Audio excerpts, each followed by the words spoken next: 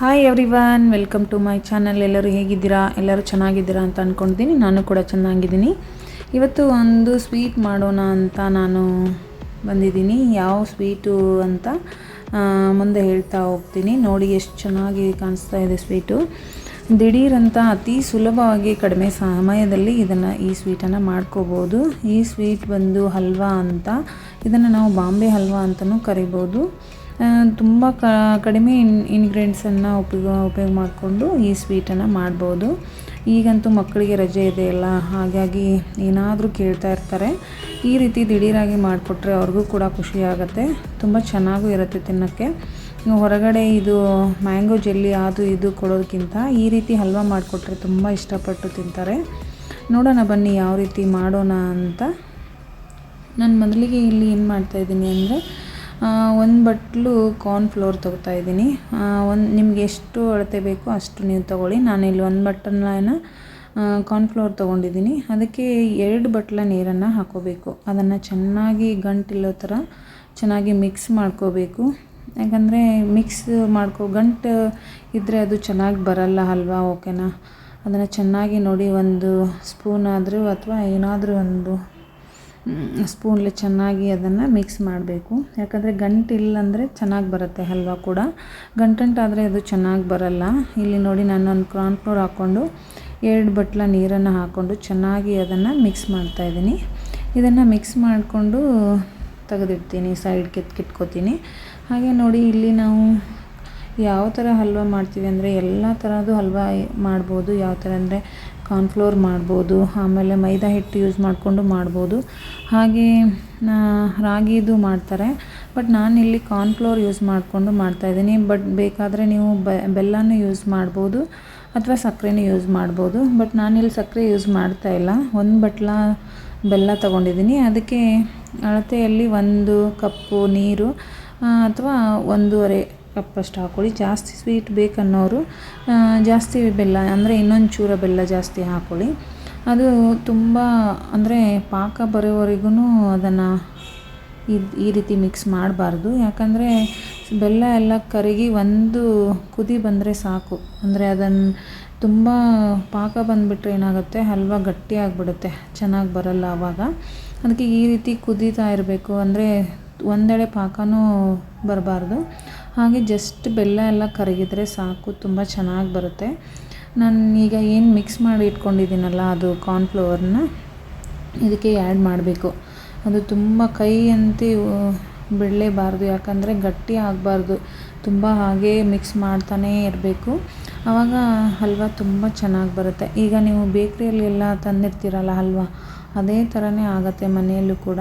ನೀವು ಕೂಡ ಮಾಡಿಕೊಡಿ ಮಕ್ಕಳಿಗೆ. ಮತ್ತು ನೀವು ಯಾವ ರೀತಿ ಹಲ್ವಾಗಳನ್ನು ನಿಮ್ಮ ಮನೆಯಲ್ಲಿ ಮಾಡ್ತೀರಂತ ನನಗೂ ಕಮೆಂಟ್ ಮೂಲಕ ಹೇಳಿ. ಯಾಕಂದರೆ ಅವರವರು ಮಾಡುವಂತಹ ಮೆಥಡು ತುಂಬ ಬೇರೆ ಬೇರೆ ಆಗಿರುತ್ತೆ. ನಾನು ನನ್ನ ಮೆಥಡಲ್ಲಿ ಯಾವ ರೀತಿ ಮಾಡ್ತಾಯಿದ್ದೀನಿ ಅಂತ ತೋರಿಸ್ತಾಯಿದ್ದೀನಿ. ನೋಡಿ, ಇಲ್ಲಿ ಕಾರ್ನ್ಫ್ಲೋರ್ ಮಿಕ್ಸನ್ನು ನಾನು ಆ್ಯಡ್ ಮಾಡ್ತಾಯಿದ್ದೀನಿ. ಆವಾಗ ಕೈ ಬಿಡ್ದೇ ಹಾಗೆ ಅದನ್ನು ಮಿಕ್ಸ್ ಮಾಡ್ತಾನೇ ಇರಬೇಕು. ಯಾಕಂದರೆ ಬೇಗ ಆಗುತ್ತೆ ಇದು. ತುಂಬ ಸುಲಭವಾಗಿ ಮತ್ತು ಅತಿ ಕಡಿಮೆ ಟೈಮ್ದಲ್ಲಿ ಹಲ್ವಾ ಮಾಡ್ಕೋಬೋದು ಪಟಾಪಟ್ ಅಂತ. ಮತ್ತು ತುಂಬ ಇಂಗ್ರೀಡಿಯೆಂಟ್ಸ್ ಬೇಡ ಇದಕ್ಕೆ. ಸ್ವಲ್ಪನೇ ಇಂಗ್ರೀಡಿಯೆಂಟ್ಸ್ ಯೂಸ್ ಮಾಡಿಕೊಂಡು ತುಂಬ ಚೆನ್ನಾಗಿ ನೋಡಿ, ಅದು ಸ್ವಲ್ಪ ಹೊತ್ತೇ ನಾನು ಹಾಗೆ ಕೈ ಬಿಡ್ದೇ ಮಿಕ್ಸ್ ಮಾಡ್ತಾನೇ ಇದ್ದೀನಿ. ಈ ರೀತಿ ಮಿಕ್ಸ್ ಮಾಡೋದ್ರಿಂದ ಏನಾಗುತ್ತೆ, ಗಂಟಾಗಲ್ಲ. ಅದು ಗಂಟಾದರೆ ಚೆನ್ನಾಗಿ ಬರಲ್ಲ, ತಿನ್ನೋಕ್ಕೂ ಚೆನ್ನಾಗಿರಲ್ಲ. ಬಟ್ ಈ ರೀತಿ ಮಿಕ್ಸ್ ಮಾಡ್ತಾನೇ ಇರಬೇಕು, ಆವಾಗ ಚೆನ್ನಾಗಿ ಬರುತ್ತೆ. ನೋಡಿ ಯಾವ ಥರ ಅದು ಗಟ್ಟಿ ಆಗ್ತಾನೇ ಬರುತ್ತೆ. ತುಂಬ ಗಟ್ಟಿನೂ ಮಾಡಬಾರ್ದು. ಗೊತ್ತಾಗುತ್ತೆ ಅದು ನಿಮಗೆ ಪಾಕ ಯಾವ ರೀತಿ ಇದಾಗ್ತಾ ಇದೆ ಅದು ಅಂತ. ಆಮೇಲೆ ಮೇಲ್ಗಡೆ ಒಂದು ಸ್ವಲ್ಪ ಟೇಸ್ಟ್ಗೋಸ್ಕರ ನಾನು ಏಲಕ್ಕಿ ಪೌಡ್ರನ್ನ ಮಿಕ್ಸ್ ಮಾಡ್ತೀನಿ. ಹಾಗೆ ನೀವು ಡ್ರೈ ಫ್ರೂಟ್ಸ್ ಕೂಡ ಹಾಕೋಬೋದು. ಇಲ್ಲಿ ಹಾಕೊಳ್ಳೋರು ಏನಂದರೆ ವಾಟರ್ ಮೆಲನ್ ಬೀಜ ಬರುತ್ತಲ್ಲ, ಅದನ್ನು ಹಾಕೋತಾರೆ. ಬಟ್ ಇಲ್ಲಿ ನಾನು ಗೋಡಂಬಿಯನ್ನು ಕಟ್ ಮಾಡಿಕೊಂಡು ಹಾಕ್ತಾಯಿದ್ದೀನಿ. ಹಾಗೆ ಬಾದಾಮು ಕಟ್ ಮಾಡಿ ಹಾಕೋಬೋದು. ಅದೇ ರೀತಿ ಇದು ಬರುತ್ತಲ್ಲ, ಪಿಸ್ತಾನೂ ಹಾಕೋಬೋದು. ಬಟ್ ಇಲ್ಲಿ ಜಸ್ಟ್ ನಾನು ಗೋಡಂಬಿಯನ್ನು ಚಿಕ್ಕದಾಗಿ ಕಟ್ ಮಾಡಿ ಮಿಕ್ಸ್ ಮಾಡ್ಕೊತೀನಿ. ನೋಡಿ, ಈ ರೀತಿ ಬಂದರೆ ಸಾಕು. ತುಂಬ ಗಟ್ಟಿ ಆದರೆ ಏನಾಗುತ್ತೆ, ಅದು ಹಲ್ವಾ ಚೆನ್ನಾಗಿರಲ್ಲ. ಹಲ್ವಾ ಅಂದರೆ ಗೊತ್ತಿರುತ್ತಲ್ವ ನಿಮಗೆ, ಸ್ವಲ್ಪ ಮೆತ್ತಗೆ ಸಾಫ್ಟಾಗಿದ್ರೇ ತಿನ್ನೋಕ್ಕೆ ಚೆನ್ನಾಗಿರುತ್ತೆ. ನೋಡಿ, ಇಲ್ಲಿ ಏಲಕ್ಕಿ ಪೌಡ್ರನ್ನ ಬೆರೆಸ್ತಾ ಇದ್ದೀನಿ. ಟೇಸ್ಟಿಗೆ ಸ್ವಲ್ಪ ಏಲಕ್ಕಿ ಪೌಡ್ರ್ ಮಿಕ್ಸ್ ಮಾಡ್ಕೊಳ್ಳೇಬೇಕು. ಅಂದರೆ ಚೆನ್ನಾಗಿರುತ್ತೆ. ಮೇಲ್ಗಡೆ ನಿಮಗೆ ಡ್ರೈ ಫ್ರೂಟ್ಸ್ ಎಲ್ಲ ಥರ ಡ್ರೈ ಫ್ರೂಟ್ಸನ್ನು ಹಾಕೋಬೋದು, ಚೆನ್ನಾಗಿರುತ್ತೆ. ಬಟ್ ಇಲ್ಲಿ ನಾನು ಒಂದೇ ಡ್ರೈ ಫ್ರೂಟ್ಸನ್ನು ಹಾಕ್ತಾಯಿದ್ದೀನಿ. ಗೋಡಂಬಿಯನ್ನು ಕಟ್ ಮಾಡಿ ನೋಡಿ ಈ ಥರ ಬರುತ್ತೆ ನೋಡಿ, ಚೆನ್ನಾಗಿ ಜೆಲ್ಲಿ ಥರನೇ ಗೊತ್ತಾಗುತ್ತೆ, ಅದು ತಳ ಬಿಡುತ್ತೆ. ಆವಾಗ ಹಲ್ವಾ ಆಗಿದೆ ಅಂತ ತಿಳ್ಕೊಂಡು ಆಫ್ ಮಾಡಿ. ಆಮೇಲೆ ಒಂದು ಬೌಲ್ಗೆ ನೀವು ತುಪ್ಪ ಸವರ್ಕೊಂಡು ಅದನ್ನು ಜಸ್ಟ್ ಅದರಲ್ಲಿ ಫಿಲ್ ಮಾಡಿ. ನೋಡಿ ಈ ರೀತಿ ಕಾಣಿಸುತ್ತೆ ನೋಡಿ, ಎಷ್ಟು ಚೆನ್ನಾಗಿ ಬಂದಿದೆ ಅಲ್ವಾ. ಅದನ್ನು ಚೆನ್ನಾಗಿ ಸ್ಪ್ರೆಡ್ ಮಾಡಿ ಒಂದು 5 ಮಿನಿಟ್ಸ್ ಬಿಡಿ ಅಷ್ಟೇ, ತುಂಬ ಹೊತ್ತು ಬಿಡೋಕ್ಕೆ ಹೋಗಬೇಡಿ. ಮೇಲ್ಗಡೆ ತುಪ್ಪ ಸವರ್ಕೊಂಡು ಅದನ್ನು ನೀಟಾಗಿ ಸ್ಪ್ರೆಡ್ ಮಾಡ್ಕೊಳ್ಳಿ, ಆವಾಗ ತುಂಬ ಚೆನ್ನಾಗಿ ಬಂದಿರುತ್ತೆ. ನೋಡಿ ಎಷ್ಟು ಚೆನ್ನಾಗಿ ಕಾಣಿಸ್ತಾ ಇದೆ ನೋಡಿ, ಈಗಲೇ ತಿನ್ನಬೇಕೇನೋ ಅನ್ನೋ ಥರ ಅನ್ನಿಸ್ತಾ ಇದೆ ನೋಡಿ. ತುಂಬ ಚೆನ್ನಾಗಿ ಇರುತ್ತೆ, ಸ್ವೀಟ್ ತಿನ್ನೋಕ್ಕೂ ತುಂಬ ಸಖತ್ತಾಗಿರುತ್ತೆ. ಈಗ ಸ್ಪ್ರೆಡ್ ಮಾಡಿ ಅದನ್ನು ನೀಟಾಗಿ ಒಂದು 5 ಮಿನಿಟ್ಸ್ ಬಿಟ್ಟು, ತುಂಬ ಹೊತ್ತು ಬಿಡೋಕ್ಕೆ ಹೋಗಬೇಡಿ, ಅಂದರೆ ಸ್ವಲ್ಪ ಹೊತ್ತು ಬಿಟ್ಟು ಅದನ್ನು ನಿಮಗೆ ಯಾವ ರೀತಿ ನೋಡಿ ಈಗ ಎಷ್ಟು ಚೆನ್ನಾಗಿ ಕಾಣಿಸ್ತಿದೆ ಅಲ್ವಾ. ಈಗ ಸ್ವಲ್ಪ ಆರಿದೆ, ಅದು ಆರಿದ ಮೇಲೆ ಅದನ್ನು ನಿಮಗೆ ಯಾವ ಬೇಕು ಆಕಾರಲ್ಲಿ ಕಟ್ ಮಾಡ್ಕೊಳ್ಳಿ, ತುಂಬ ಚೆನ್ನಾಗಿರುತ್ತೆ. ಹಾಗೆ ನೀವು ಅದನ್ನು ಸ್ವಲ್ಪ ದಿನ ಇಟ್ಕೊಂಡು ತಿನ್ಬೋದು, ಚೆನ್ನಾಗಿರುತ್ತೆ. ಹಾಗೆ ಫ್ರಿಜ್ಜಲ್ಲಿ ಇಟ್ಕೊಂಡು ತಿನ್ಬೋದು, ಅದು ಕೂಡ ಚೆನ್ನಾಗಿರುತ್ತೆ. ನಾನಂತೂ ಈ ರೀತಿ ನನ್ನ ಮಕ್ಕಳಿಗೆ ಅವಾಗವಾಗ ಸ್ವೀಟ್ ಮಾಡ್ತಾನೆ ಇರ್ತೀನಿ.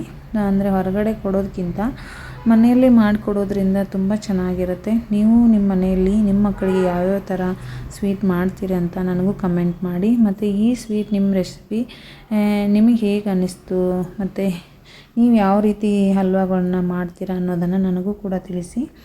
ಹಾಗೆ ನಾನು ಅವಾಗವಾಗ ಹೊಸ ರೆಸಿಪಿಗಳನ್ನು ಹಾಕ್ತಾ ಇರ್ತೀನಿ, ಹಾಗೆ ನನಗೂ ಕೂಡ ಸಪೋರ್ಟ್ ಮಾಡಿ. ಮತ್ತು ಯಾರೆಲ್ಲ ನನ್ನ ಚಾನಲ್ನ ಫಸ್ಟ್ ಟೈಮ್ ನೋಡ್ತಾ ಇದ್ದೀರಾ, ಹಾಗೆ ನನಗೂ ಸಪೋರ್ಟ್ ಮಾಡಿ ಸಬ್ಸ್ಕ್ರೈಬ್ ಮಾಡ್ಕೊಳ್ಳಿ. ಹಾಗೆ ನಾನು ಹಾಕುವಂಥ ಎಲ್ಲ ಹೊಸ ರೆಸಿಪಿಗಳು ನೀವು ನೋಡ್ಬೋದು. ಹಾಗೆ ಕೂಡ ನನಗೆ ನೀವು ಸಪೋರ್ಟ್ ಮಾಡಿದ್ರೆ ನಾನು ಇನ್ನೂ ಒಳ್ಳೆ ರೆಸಿಪಿಗಳನ್ನು ನಿಮ್ಮ ಮುಂದೆ ತರ್ಬೋದು.